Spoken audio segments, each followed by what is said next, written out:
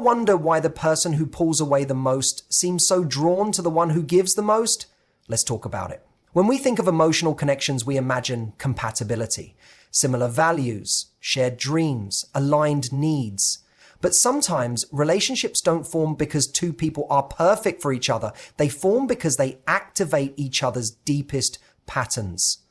And that's exactly what happens between an avoidant and a super empath. Now let's define these roles quickly. An avoidant fears intimacy, not because they don't want love, but because love, real, vulnerable, soul-touching love, terrifies them.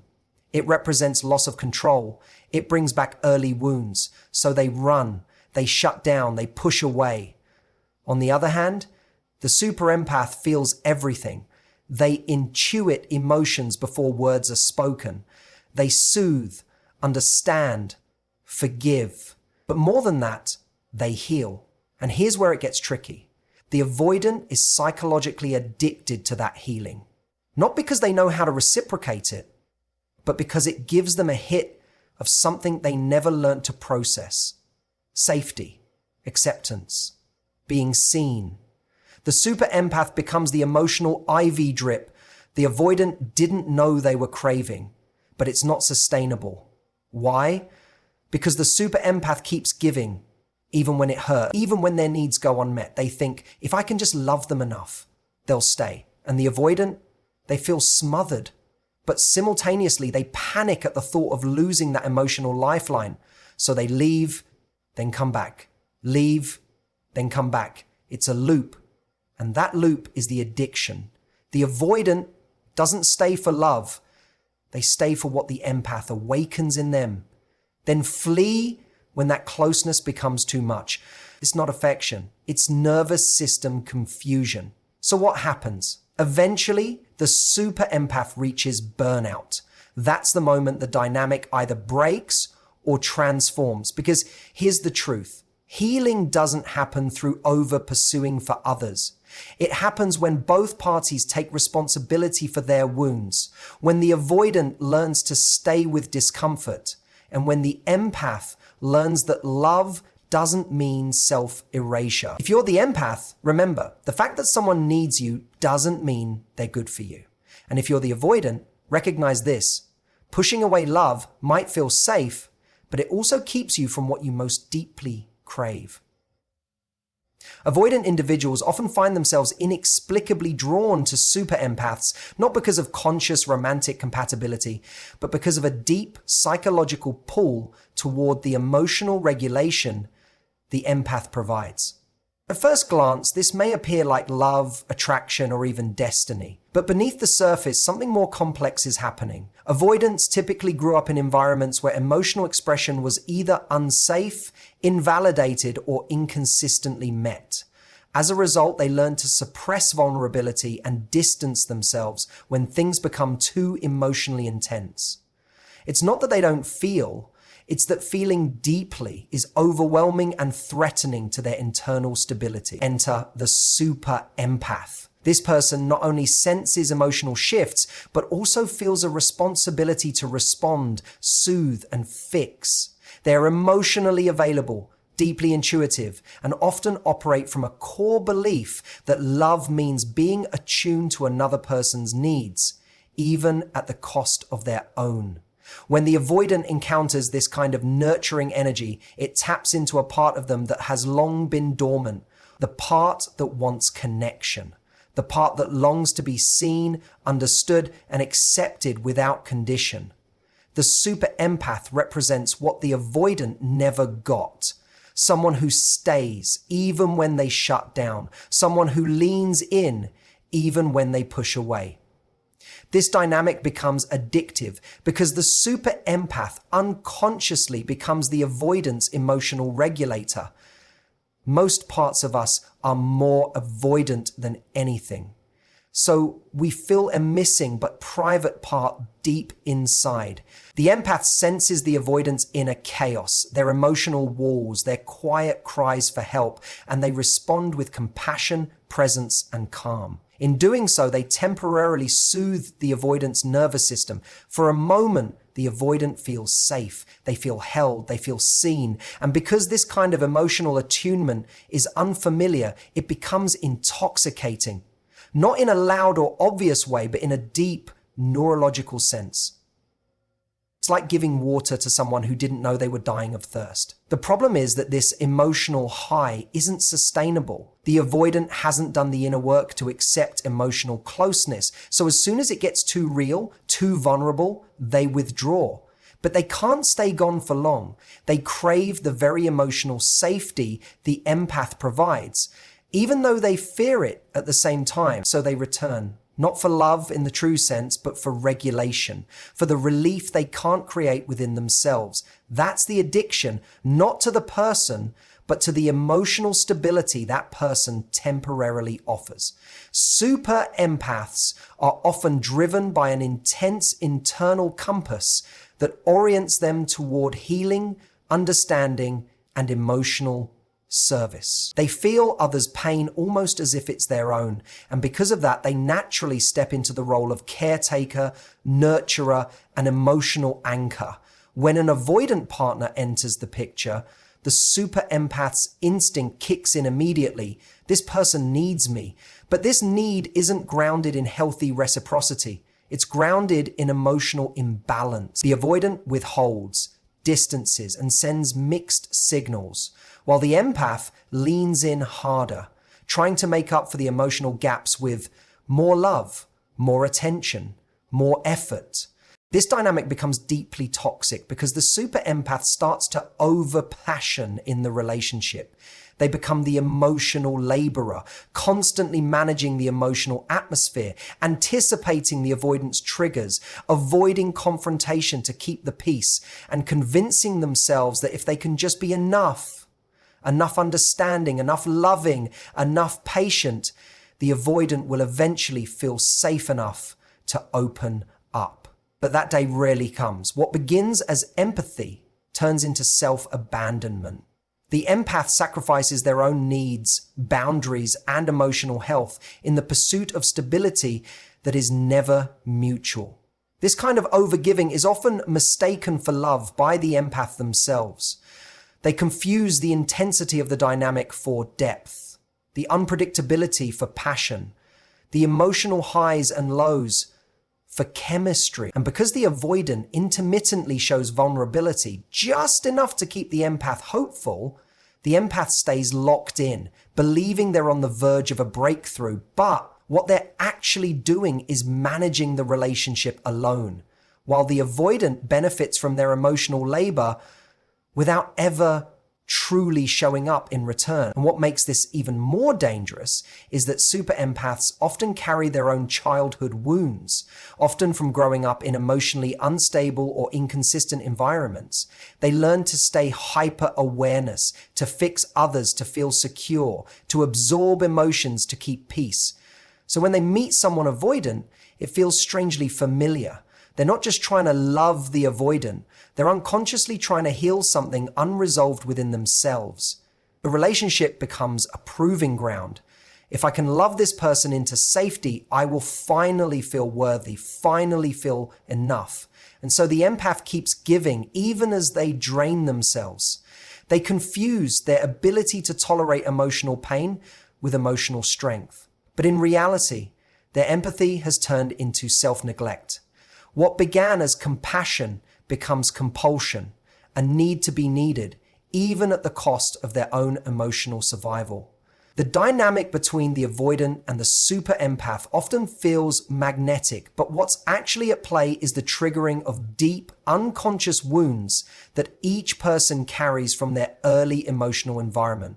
These relationships aren't based on healthy compatibility, they're built on familiar pain. The avoidant and the super empath unknowingly mirror each other's unresolved patterns, creating a loop that is less about love and more about survival mechanisms playing out in real time. For the avoidant, emotional intimacy feels threatening. This fear is not rooted in the present partner, but in early experiences where vulnerability may have led to rejection, criticism, or inconsistency. As a result, they developed protective strategies like detachment, emotional shutdown, or escape. Their nervous system reads closeness as danger, even when their heart wants connection. The super empath, on the other hand, often grew up in an environment where they had to be emotionally attuned to others to feel safe or valued. They may have learned that their worth came from being helpful, soothing conflict, or putting others first. This turns into a compulsion to care, to fix, to rescue, especially when the other person is emotionally unavailable. When these two patterns meet, something powerful happens. The avoidant feels the empath's emotional warmth, which stirs a part of them that craves closeness but has always feared it. That fear leads them to push the empath away. Meanwhile, the empath feels the avoidant's withdrawal and interprets it as a sign to try harder. They become more patient, more forgiving, more giving. But this only reinforces the avoidant's pattern, because every time they shut down or pull back, the empath compensates. That makes it easier for the avoidant to avoid responsibility for their emotional engagement, and harder for the empath to recognize how much of themselves they are sacrificing. This mutual triggering creates a psychological addiction. The avoidant gets just enough emotional intimacy to keep returning, while the empath receives just enough emotional openness to stay hopeful. The intermittent nature of the connection mirrors a trauma bond. It mimics the push-pull of early relationships that were unpredictable or emotionally unstable. In this way, each person is reenacting familiar pain with the unconscious hope that this time it will be different. This time, the avoidant will stay. This time, the empath's love will be enough. But these patterns don't break through hope alone until they are made conscious. They will continue to drive the relationship in cycles of emotional intensity, confusion, and deep longing. It's not love, it's unhealed wounds looking for resolution. The emotional loop between the avoidant and the super empath is often mistaken for love, but in reality, it's a psychological cycle built on insecurity, fear, and unmet emotional needs. This loop is powerful because it operates like an addiction, an unpredictable pattern of emotional availability that hooks both people in. The avoidant pulls away just as the empath leans in, and when the empath begins to detach or set boundaries, the avoidant comes back, offering just enough connection to reignite hope. This push-pull dynamic creates emotional highs and lows that mimic passion, but are actually rooted in instability.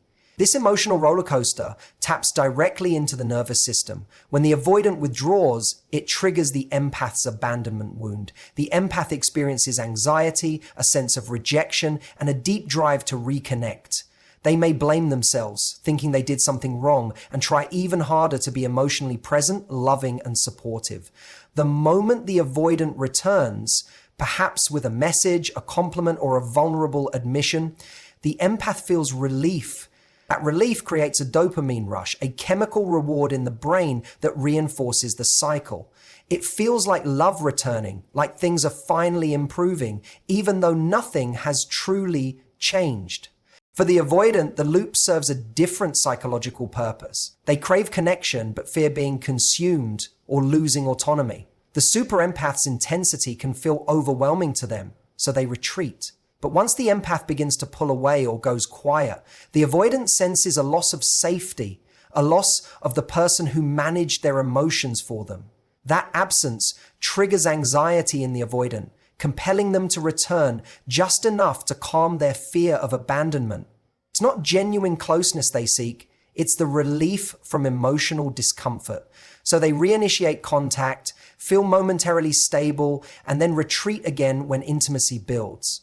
This cycle becomes mistaken for chemistry because the highs are so intoxicating and the lows so painful. Both individuals feel deeply bonded, but the bond is not based on mutual security, it's based on emotional unpredictability. That volatility keeps both people invested, not because they're thriving, but because they're constantly chasing emotional balance. The empath believes they are one moment away from breakthrough. The avoidant believes they can keep connection without having to face their fears. Together, they become trapped in a dance where closeness is both the goal and the threat. The result is a relationship that feels intense, even fated, but in truth, it is driven by unresolved patterns and emotional dependency. Neither person is fully free. They're both trying to soothe wounds through each other, caught in a rhythm that mistakes survival for intimacy. True healing in the avoidant super empath dynamic begins the moment both individuals step out of their deeply ingrained roles. The super empath, often conditioned to equate love with self-sacrifice, must learn that constantly giving, fixing, and proving their worth is not the foundation of a healthy connection. Their natural empathy, while a strength, becomes a trap when it turns into a pattern of tolerating emotional neglect or inconsistency.